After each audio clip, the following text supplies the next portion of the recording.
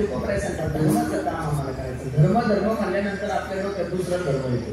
मानवासाठी परमधर्म कोणता आहे? मानवासाठी परमधर्म कोणता? एका वाक्यात सांगतो, माणसाने माणसासोबत प्रेमाने वागणं हा जीवनाचा सगळ्यात मोठा धर्म आहे.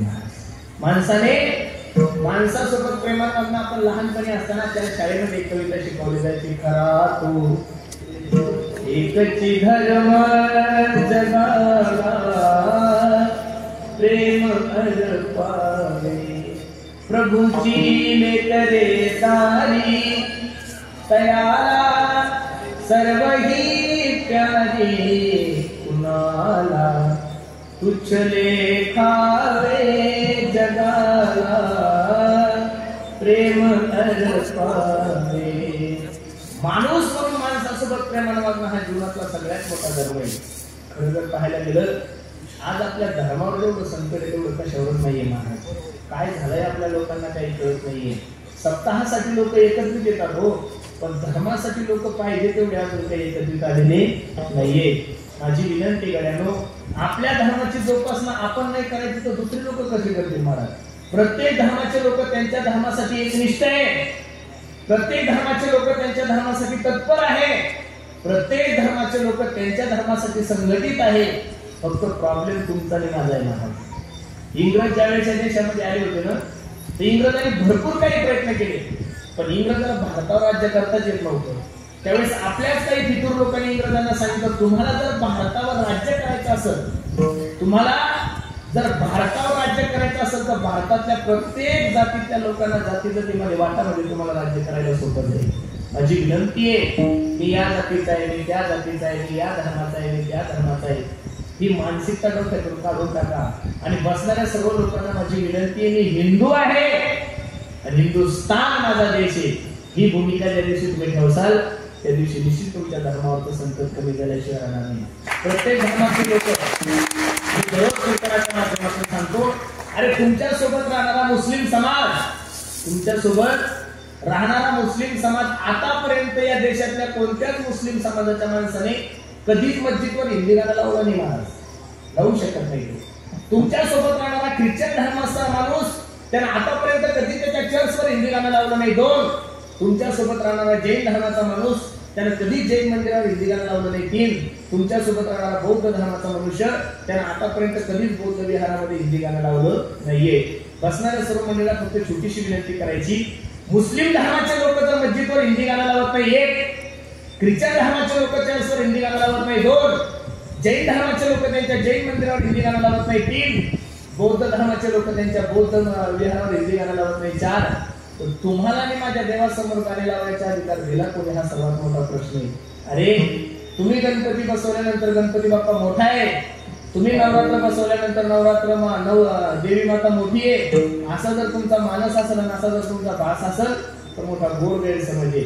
माझी विनंती आहे, तुम्हाला आपल्या देवतेची उंची नाही वाढवता आली तरी चालेल, पण आपल्या देवतेची मान खाली जाईल असं कोणतंही कार्य हिंदूच्या हातातून नाही घडलं पाहिजे महाराज. आता कीर्तन संपलं आणि एखाद्या माणसाला सांगितलं, महाराज चला ना चहा घ्यायला आमच्या घरी, आणि मी चहा घ्यायला तुमच्या घरी आलो आणि चप्पल घालून डायरेक्ट तुमच्या बैठकीत गेलो, तुम्ही काय विचार कर सर्व, या महाराजाला कीर्तन करण्याचं नॉलेज आहे पण वागण्याची अक्कल डायरेक्ट म्हणसाल तुम्ही, कारण तुमच्या घरात एक प्रोटोकॉल आहे, तुमच्या घराची एक परंपरा आहे.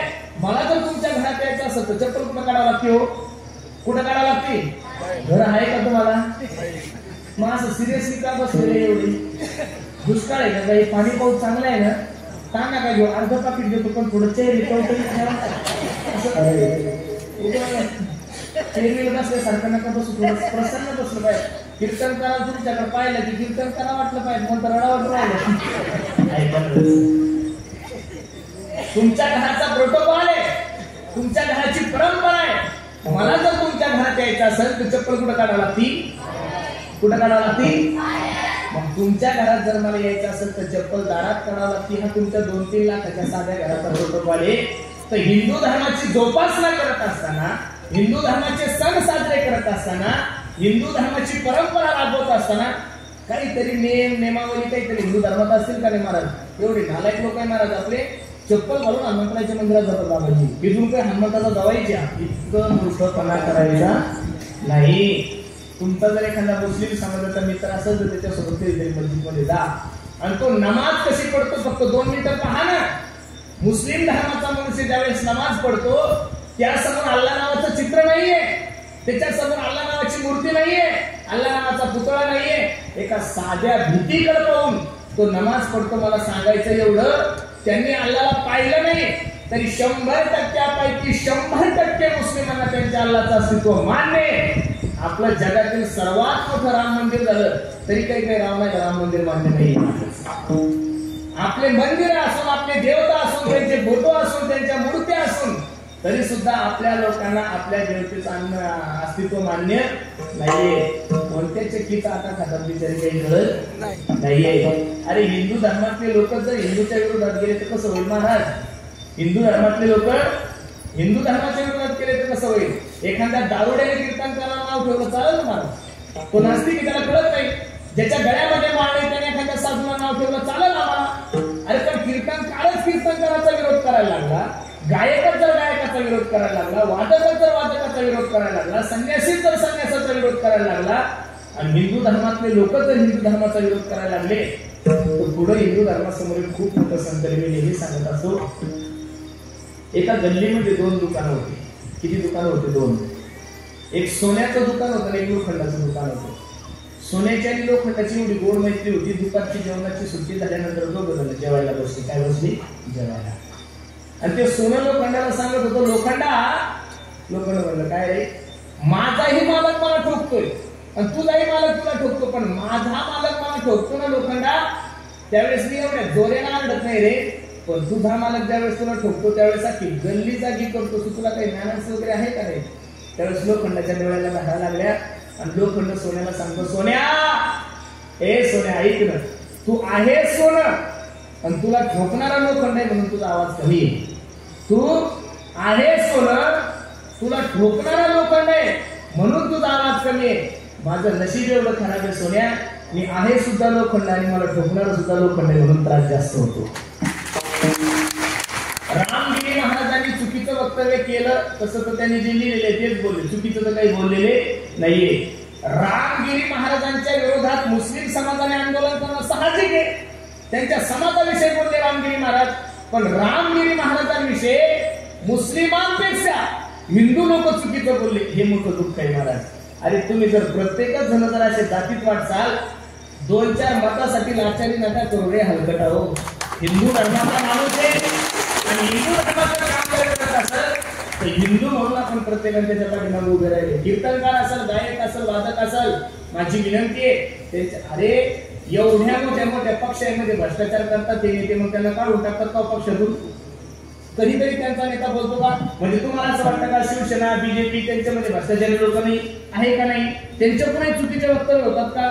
मग त्यांचे राजीनामे घेतात का? त्यांना काढून देतात का? अरे मग हलकटाव हा आदर्श घ्या. त्यांच्या माणसाने महाराष्ट्र जरी लुटला तरी त्यांचे माणसं त्यांच्या विरोधात कधीच बोलत नाही. मग आपण आपल्या साधूच्या विरोधात बोलावं तरी कसं? हा मोठा प्रश्न आहे. साधू आहे ना, अरे त्यांचं जीवनात पहिल्यांदा एक चुकीचं वक्तव्य गेलं. आयुष्यभर त्या माणसाने लोकांना मारी घातली नाही, आयुष्यभर त्या माणसाने लोकांना व्यसनापासून दूर केलंय. भारतात नाही जगातील सगळ्यात मोठा सत्ता त्यांचा होतोय महाराज. 10 लाख लोक असतात. किती? आपले 25,000 होते तर टाकळीकरांच्या पायाला दम नव्हता मारायचं. झोपी सुद्धा आमटी भाती सुद्धा असेल, तुम्हाला एवढे परेशान झाले तुम्ही, बरोबर आहे का नाही? मग 10 लाख लोकांना आमटी असते त्यांची. गंगागिरी महाराजांच्या सत्तेची नोंद गिनेस बुक मध्ये झालेली. कुठे झालेली आहे? गिनेस बुक मध्ये झालेली आहे. मी तरी या मताचा महाराज आहे. आज तो प्रसंग त्यांच्यावर आहे, उद्या तो प्रसंग माझ्यावर येणारच आहे. आज तो प्रसंग माझ्यावर येतो, उद्या तुमच्यावर येणारच आहे. जो व्यक्ती बोलणार आहे तो मनुष्य चुकणारच आहे, कारण मुख्य थोडी चुकत असतात, बोलणारे चुकतील ना महाराज. म्हणून धर्माच्या साठी प्रत्येकाने सावध राहा. आज धर्मावर खूप मोठं संकट आहे महाराज. आज आपल्या धर्माला बाकीच्या लोकांनी नाही पोखरलो. हे भगवान मुझे अपनों से बचा लेना और को तो मैं देख लूंगा. आपल्या धर्मामध्ये जे काही लोक आहेत त्यांनी धर्माचं पांघरून घेतलंय, पण ते सगळं खोट आहे. आणि असे जे पाखंडी लोक आहेत महाराज, अशा पाखंडी लोकांचं आम्हाला खंडन करायचं. करणे पाखंड करणे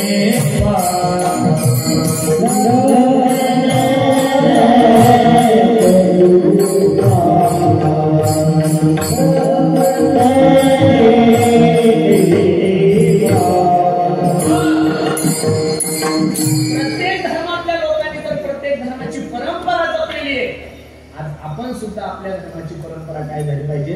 तुम्हाला आवडतं तसा परमार्थ करू नका गड्यानो, देवाला आवडतो तसा परमार्थ करा. इथं जेवढे काही माझ्या आई बहिणी बसलेल्या नानो, एका प्रश्नाचं उत्तर द्या मला. तुमच्या नवऱ्याला जी भाजी आवडती ती तुम्ही करा का तुम्हाला जी भाजी आवडती ती तुम्ही करा? भाज्या करता तुम्ही नाही बोलत करा. तुम्हाला जी भाजी आवडती ती तुम्ही करा का नवऱ्याला जी भाजी आवडती ती तुम्ही करा? सिंपल आहे. नवऱ्याला जी भाजी आवडती, तुमच्या नवऱ्याला शेवग्याच्या शेंगा आवडतात. काय आवडतात? शेवग्याच्या शेंगा आवडतात. मस्त पाट्यावर शेंगदाणे कुटून वगैरे ते काय सगळं करून मसाल्याची एकदम सुंदर काळ्या मसाल्याची शेवग्याची भाजी केली. दुपारच्या सुट्टीमध्ये नवरा जेवताना मित्रांना सांगतो, ए दादा, दररोजच्या 2 चपात्या खातो, आज मी 3 चपात्या खाल्ल्या का? माझ्या बायकोनं माझी आवडती भाजी केली. काय केली? संपलं माझं उदाहरण. जास्त दृष्टांत सगळं नका बसू, सिद्धांत दाखवली. नवऱ्याची आवडती भाजी जर बायकोने केली तर नवरा प्रसन्न होतो, हा संसार आहे. तर मग देवाला आवडतो तसा परमार्थ जर भक्ताने केला तर देव का प्रसन्न होणार नाही? महाराज सांगतात, आवडे देवासी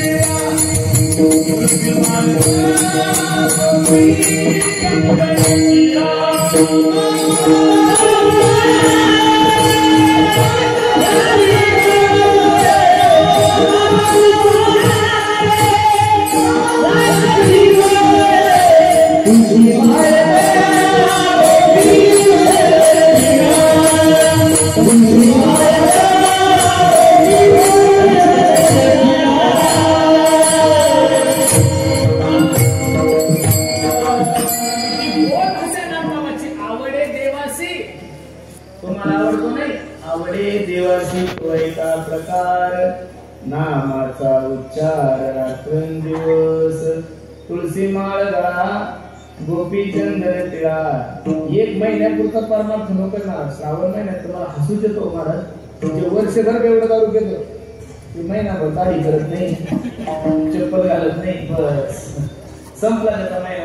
2-4 दिवस महाराज नंतर जे मशिवानी जाऊन बसतो तो धाड्यावर डायरेक्ट 1 महिन्याच्या 2 दिवसातच खाऊन घेतो. काही फायदा नाही. अरे परमार्थ माणसाचा रबला सारखा नसावा. काही सप्ताह आले की रबला सारख्या शेतात सकाळी 4 लोक बेबीपासून शेळीपर्यंत काय एवढा धार्मिक होतो. लोकांना वाटतं सप्ताह संपला का शिरला तो, पण सत्यापुरताच ताणतो ना तो. कसं ताणतो? सत्यापुरता ताणतो. परमार्थ रबला सारखाही नको, परमार्थ तुपासारखा नको. काही लोक देवाकडे गेले की तुपासारखे, अग्नीकडे गेले की पकडतं, बाजूला काढले की परत घट्ट होतं. परमार्थ रबला सारखा नको, परमार्थ तुपासारखा नको. परमार्थ मधासारखा पाहिजे. कशासारखा पाहिजे? मधासारखा. मध फ्रीज मध्ये ठेवा, घट्ट होत नाही, आणि मध तुम्ही जाळावर ठेवा तरी मध बगळत नाहीये. आता गणपती उत्सव झाला की लगेच नवरात्र उत्सव. बाबा त्या नवरात्र उत्सव एवढा हसू येतं मला. वर्षभर जे नुसतं कोंबडे बकऱ्या खाताय ते 9 दिवस चप्पल घालून फिरत नाही. लोकांना सांगतो मला नवरात्र आहे. आता बिना चपलीचं काय भोंगळा जरी फिरला तरी देवीची कृपा होईल का? फायदा नाही. वर्षभर धाब्यावर खातो, 9 दिवस चपल काही. या मताचा मी महाराजच नाहीये. मी तुम्हाला सांगू का, नवरात्रात उपवास करावे या मताचा मी महाराज नाही. नवरात्रात यज्ञ करावे याही मताचा मी महाराज नाही. अरे नवरात्र करायची गरजच नाही. ज्या दिवशी महाराष्ट्रातल्या प्रत्येक माणसाला, लक्ष देऊन वाक्य ऐका, ज्या दिवशी महाराष्ट्रातल्या प्रत्येक माणसाला या महाराष्ट्रातले प्रत्येक मायमाऊली आपल्या बहिणीसारखी दिसत त्या दिवसापासून महाराष्ट्रात एकीकडे नवरात्र उत्सव चालूच आहे आणि एकीकडे महिलांवर अत्याचार चालूच आहे. महाराज 2-3 दिवसापासून तर एवढा डिस्टर्ब आहे. मी 3 वर्षाच्या मुलीवर कसं बलात्कार करू शकतात महाराज? 3 वर्षाचं लेकरू तुमच्याही घरात आहे, 3 वर्षाचं लेकरू माझ्याही घरात आहे. ज्याला सी कुठं करा त्याला सू कुठं करायची अक्कल नाहीये. काय लोकांची मनस्थिती. मी माफी मागून एक वाक्य बोलतो गड्यानं. तुम्ही रामायण ऐकत आहात, लोक रावणाला वाईट म्हणतात, लोक कंसाला वाईट म्हणतात, लोक दुर्योधनाला वाईट म्हणतात. पण मी नारदाच्या गाडीवर सांगतो, रावण असल, दुर्योधन असल, कंस असल, तो तुमच्याने माझ्यापेक्षा 1000 पट चांगला होता महाराज. रावणाला 10 तोंड होते. किती तोंड होते हो? बोलत चला किती? रावणाला 10 तोंड होते म्हणल्यानंतर डोळे किती झाले? 10 दोन्ही किती रे? 20. 10 तोंड होते, 20 डोळे होते. पण रावणामध्ये जन्मात फक्त एकदाच एका मायमाऊलीकडे वाईट नजरेने पाहिलं, तिचं नाव आहे सीता. रावणानं अख्ख्या आयुष्यामध्ये एका मायमाऊलीकडे वाईट नजरेने पाहिलं, तिचं नाव आहे सीता. अरे त्याला 20 डोळे असून त्यानं जीवनामध्ये फक्त एक चुकी केली. आपले 2 डोळे असून तुम्हाला कोणीच चांगलं दिसत नाही म्हणून तो कोकणी सारखे बलात्कार घडायला लागले महाराष्ट्रामध्ये. पुढारी लोक फक्त भाषण करताना सांगतात की 15 ऑगस्ट 1947 साली हा भारत स्वतंत्र झाला. कोण म्हणतोय स्वतंत्र झाला? आणि आज पोरगी शाळेत गेली तर घरी येईल याची गॅरंटी नाहीये. विश्वास कशावर ठेवणार आहे? तुम्ही सीसीटीव्ही लावणार? तुम्ही काय लावणार? तुम्ही कोणता कायदा करणार आहे? म्हणजे या लोकांची मानसिकता बदललं. हे बघा, सीसीटीव्ही कॅमेरे लावल्याने लोक सुधारणार नाहीये. माणसाची बुद्धी खराब होऊन गेलेली. महाराज काय झालेली आहे? बुद्धी खराब. अरे त्याला 3 वर्षाचं लेकरू कळत नाही, 4 वर्षाचं लेकरू कळत नाही. माझी तर सरकारला विनंती आहे, या महाराष्ट्राला महाराष्ट्र सरकारची गरजच नाही राहिली. या महाराष्ट्राला महाराष्ट्र शासनाची गरज नाहीये. या महाराष्ट्राला आजच्या तारखेमध्ये फक्त आणि फक्त माझ्या छत्रपतीचं शासन पाहिजे. मला वाईट असं वाटतं, ज्यानं त्या मुलीवर अत्याचार केलाय त्यातली एक मुलगी मरण पावली. आणि अशा सुद्धा नाराज आम्हाला या महाराष्ट्रात वकील भेटतात. त्याच्यापेक्षा दुर्भाग्य काय असणार? सरकारी वकील तर जो पीडित आहे त्याची बाजू मांडतो, पण जो अपराधी आहे त्याला सुद्धा या महाराष्ट्रात वकील भेटतात. अरे अशा नाराज आम्हाला पोलीस नका, अशा नाराज आम्हाला FRI नका, कोणती चौकशी करू नका. असं जर कोणी अत्याचार करत असेल तर त्याला भर चौकात फाशी द्या, म्हणजे भविष्यातले लेकरं सुखी राहतील महाराज. खूप अवघड झालेले. दररोज कीर्तन ऐकता येते लोक, दररोज परमार्थ ऐकता येते. आज गोकुळाष्टमीच्या मुहूर्तावर या महाराष्ट्रात कमीत कमी 10,000 नाही 30-40,000 सत्य चालू असतील महाराज. मग एवढा परमार्थ वाढलाय, एवढे कीर्तन वाढले, एवढं प्रबोधन वाढले, तरी लोकांची मानसिकता काही अजून पाहिजे तशी सुधारली. 40 वर्षापूर्वी एवढा परमार्थ नव्हता हो. 40 वर्षापूर्वी तालुक्या मिळून एक सत्ता होत होता. तालुक्या मिळून एखादा मोठा कार्यक्रम व्हायचा, एखादा यज्ञ व्हायचा. आता गावागावात 4 सत्ते व्हायला लागले. खालच्या आळीचा वेगळा, वरच्या आळीचा वेगळा, मधल्या आळीचा वेगळा आणि परत पुढाऱ्याचा वेगळा. म्हणजे कठीण काळ झाले ना. आणि ज्या दिवसापासून पुढारी सत्तेत आले त्या दिवसापासून सत्तेचं वाटोळच झालंय मला, खरं सांगतो तुम्हाला. कारण त्यांचं कार्य एवढं मान आहे, त्यांच्या नावावर लोक येत नाही. त्यांचं कार्य एवढं मान आहे की त्यांच्या नावावर लोक येत नाही. आणि ज्यांच्या नावावर लोक येतात ते त्यांना अन्वेषण नाहीये. म्हणून आज परमार्थावर दिवस खूप चांगले. पहिले फक्त सत्य भगवंताच्या उत्सवानिमित्त होत होते. आता तर एवढं अवघड झालं. कोणी मेलं तरी कीर्तन, कोणी जन्मलं तरी कीर्तन, घर भरणी निमित्त कीर्तन. त्या आळंदीकडे जर गेले तुम्ही तर हळदी निमित्त कीर्तन कुठं असतं? वराती निमित्त कीर्तन आहे. परवा दिवशी त्याचा मूळ कांदा फोन केला, म्हणजे हॅलो बोला ना पुरुषोत्तम महाराज का? मीच बोलतो. दादा कीर्तन ठेवायचं हो तुमचं? मला काही हरकत नाही. अमुक तारीख रोज दिवशी पहिली तारीख खाली होती. तारीख लिहून घेतली, नंबर लिहून घेतला, नाव सगळं लिहून घेतलं. त्यांना कोण ठेवता म्हणतो दादा कीर्तन कशा निमित्ताने? तो हळूच म्हणला, म्हणे महाराज आमच्या शेतामध्ये 2 पोल्ट्री फार्म टाकले म्हणे. आणि त्या पोल्ट्री फार्मच्या उद्घाटनानिमित्त कीर्तन आहे. म्हणजे कीर्तन करू आपण माऊली, कीर्तन करण्याबद्दल दुमत नाही. पण आता पोल्ट्री फार्मच्या उद्घाटनाला हा बंद कोणता घ्या नाही. आणि कोंबडी पाळली हा बंद कीर्तन चालत नाही. परमार्थ खूप वाढलाय, पण दिवसेंदिवस परमार्थात गर्दी वाढली. दिवसेंदिवस गर्दी काय होत चालली? कमी होत चालली. म्हणून सर्वांना माझी विनंती आहे, बघा धर्मासाठी उभे राहा. मी माफी मागून एक वाक्य बोलतो. रामगिरी महाराजांचं ते वक्तव्य आज जर दुसरं सरकार या महाराष्ट्रात असतं महाराज तमिळनाडूच्या गाडीवर सांगतो रामगिरी महाराजांना अटक झाली असती. काय झाली असती? महाराष्ट्रातल्या मुख्यमंत्र्याला आपला सलाम आहे महाराज. तुम्ही सध्या पक्षाचे पक्षाचा नाहीये, पण तो मनुष्य 10 लाख लोकांसमोर संविधानिक पद असताना सुद्धा हातात माईक घेऊन सांगितलं काही जरी झालं तरी महाराष्ट्रातल्या कोणत्याच साधूच्या केसाला धक्का लागणार नाही, फक्त हा एक हिंदू राजाच करू शकतो. दुसऱ्या पक्षाचे कुत्रे कसे कसे भुकले तुम्हाला सगळ्यांना माहिती आहे. अरे आपल्या लोकांविषयी भुकतात तरी दुसऱ्याविषयी भुकतात ना. म्हणून सर्वांना माझी विनंती, धर्माचे पालन करणे, असे जे पाखंडी लोक आहेत देशाचे महाराज, अशा पाखंडी लोकांचं खंडन करायचं. पापश्य खंडसह पाखंड नाही ते दाखवायच्या होस. खरं सांगा, गोऱ्या माणसाला मी गोरा हे दाखवा वाटतं का काळ्या माणसाला मी गोरा हे दाखवा वाटतो? काळे माणसं जास्त मेकअप करतात का गोरे? हा, काळ्या माणसाला असं वाटतं मी गोरा दिसलो काही पण काही फायदा होत नाही. काळ ते काळच असतं आणि गोर ते ज्याच्याकडे नाही त्याला दाखवायची हौस खूप आहे. गरीब माणसाला श्रीमंती दाखवायची खूप हौस आहे. खरं सांगा, वड्याच्या पाण्याचा आवाज जास्त असतो का नदीच्या पाण्याचा? ज्या झाडाला फळ जास्त असतात ते झाड नेहमी वाकलेलं असतं. ज्या झाडाला फळही नाही आणि फुलंही नाही निर्गली सारखं असं सरळ वाटतंय, मोडतं पण वागत. माझे एक मित्र होते बँगलोरचे, हरिकिलूटला. 2008 मध्ये 9 मध्ये त्यांचं लग्न होतं काकीनवाड्यात. काकीनवाड्याला मी कीर्तनाला लग्नाला गेल्यानंतर एक मोठ्या रेस्टॉरंट मध्ये त्यांचं लग्न होतं. 5 ब्राह्मण, मी, आमचे पाठाकर बाबा, आम्ही दोघं 3 जण. आणि लग्न झाल्यानंतर आम्ही तिरुपतीला दर्शनाला चाललो. त्यावेळेस अँबेसिडर गाडी होती त्यांची, खूप सुंदर गाडी होती.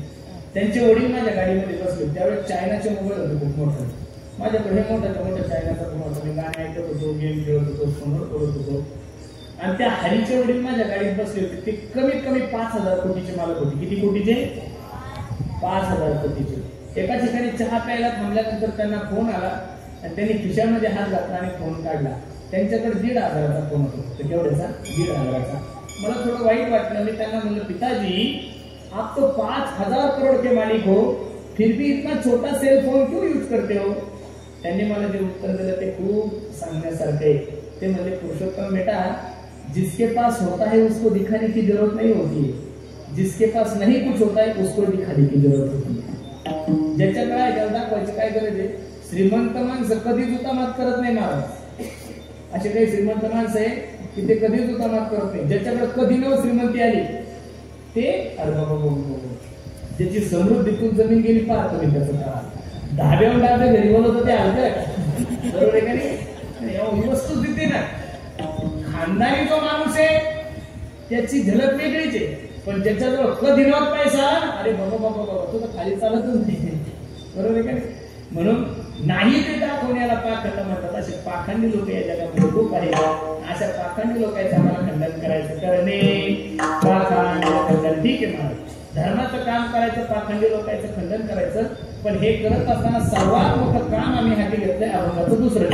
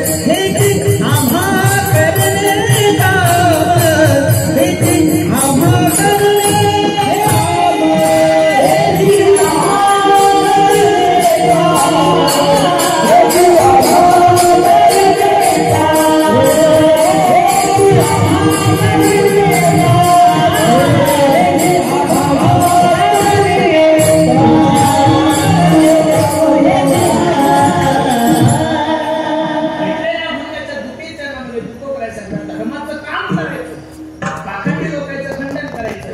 आणि हे करत असताना बीज वाढवावे, नामाचं बीज वाढवायचं. काय करायचंय? नामाचं बीज. जेवढे काही संत महात्मा या महाराष्ट्रातून गेले त्यांनी सर्वात जास्त प्राधान्य जर कोणत्या गोष्टी दिला असेल तर नामाला दिलेले. कारण कलियुगामध्ये बाकीच्या गोष्टी तुम्हाला मला शक्य नाही ना.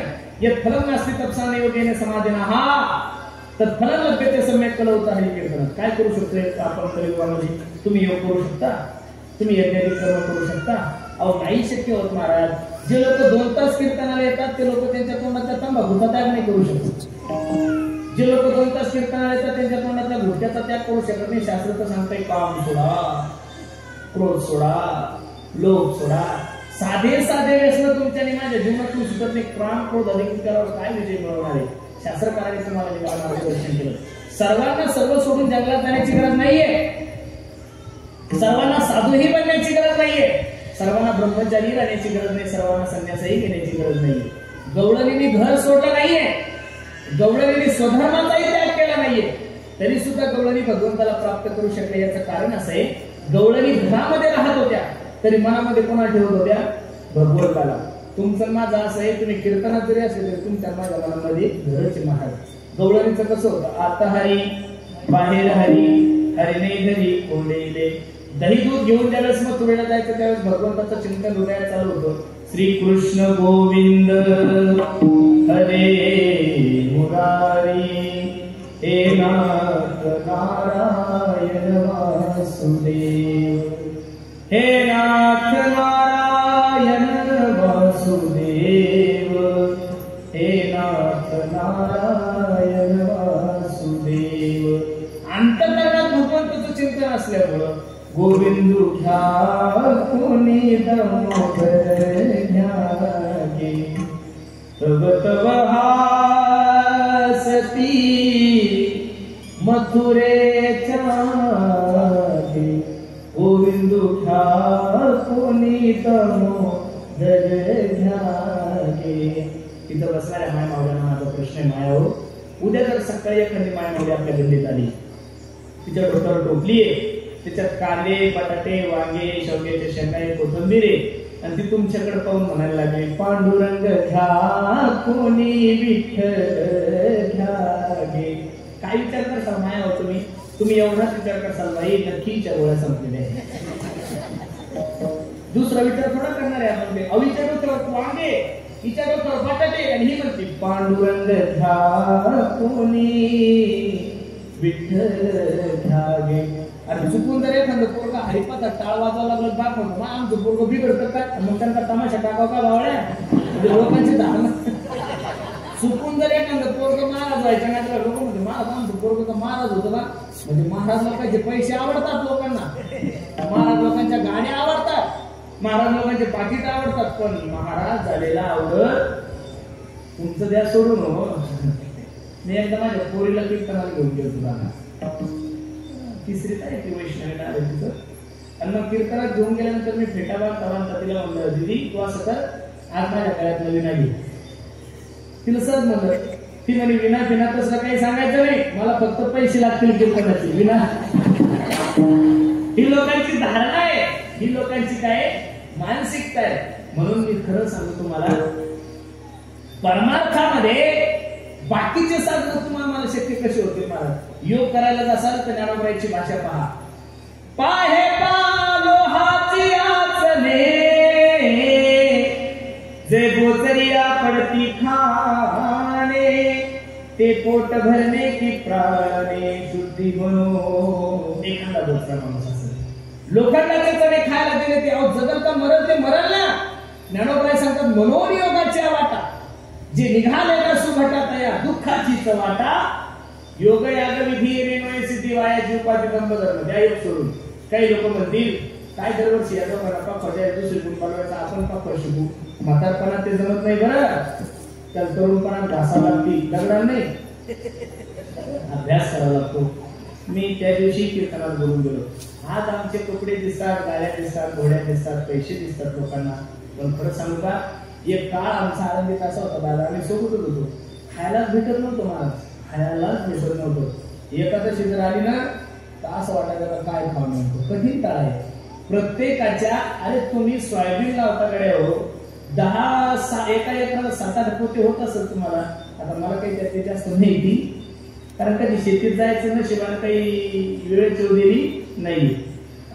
4-5-6 एकराचे 6 पोत्यासाठी 7 पोत्यासाठी तुम्हाला 6 महिने ते पीक एवढं जपावं लागतं की पोटच्या लेखासारखं. त्याचं खुरपण करा, त्याला औषध टाका, त्याला आळ्या पडल्यानंतर ती फवारणी वेगळी, किडे पडल्यानंतर फवारणी वेगळी. 8 पोत्यासाठी जर 6 महिने तुम्हाला एवढे कष्ट करावं लागत असेल तर गायक होणं, कीर्तन होणं, पकवाजा होणं एवढं सोपं आहे का महाराज? नाही नाही नाही. लोकांना वाटतं हा ज्याला काही होत नाही, तुम्हाला होऊन बघ ना, तू एकदा धोतर घालून माझ्यासोबत चल, मग तुला कळलं काय असेल.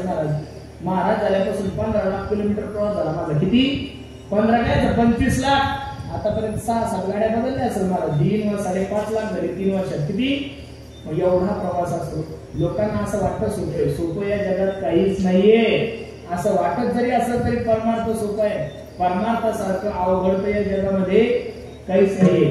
जेवण तुमच्याच मनावर, बोलणं तुमच्याच मनावर, कपडे तुमच्याच मनावर घाला, सगळं तुमच्याच मनावर.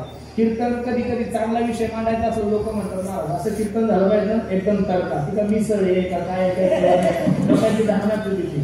म्हणजे बोलायचं तुमच्या मनावर, कपडे तुमच्या मनावर घालायचे, चाली सुद्धा तुमच्या मनावर म्हणायच्या. एखादी वारकरी चाली म्हणजे लोक म्हणतात महाराज चांगली लावा ना, म्हणजे चाली तुमच्या मनावर, बोलणं तुमच्या मनावर, वागणं तुमच्या मनावर, जेवण तुमच्या मनावर. मग सगळं जर तुमच्या मनावर, कमी पाकिट तर आपल्या मनावर पाहिजे, ते सुद्धा तुमच्या मनावर आहे. सर्वात परतंत्र जीवन जर कोणाचं असेल तर महाराज लोकांचे. म्हणून प्रथमं नार्जिते विद्या, द्वितीयं नार्जिते धनः, तृतीयं नार्जिते पुण्यं, चतुर्थं किं करिष्यसि. पहिले 25 वर्ष माणसाने अभ्यासच केला पाहिजे. कीर्तनकार व्हायचं, PSI व्हायचं, IPS व्हायचं, IS व्हायचं, डॉक्टर व्हायचं, कलेक्टर व्हायचं, आमदार व्हायचं, खासदार व्हायचं.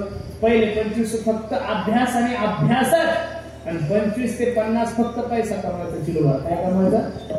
फक्त पैसा. दिवसातून 4-4 जरी कीर्तन करायचं काम पडलं तरी चालेल, दिलं पडायचं नाही. कारण की शास्त्राने सांगितलं द्वितीय नार्जिते धनः, पण पैसा कमवत असताना महाराजांनी सांगितलं जोडोनी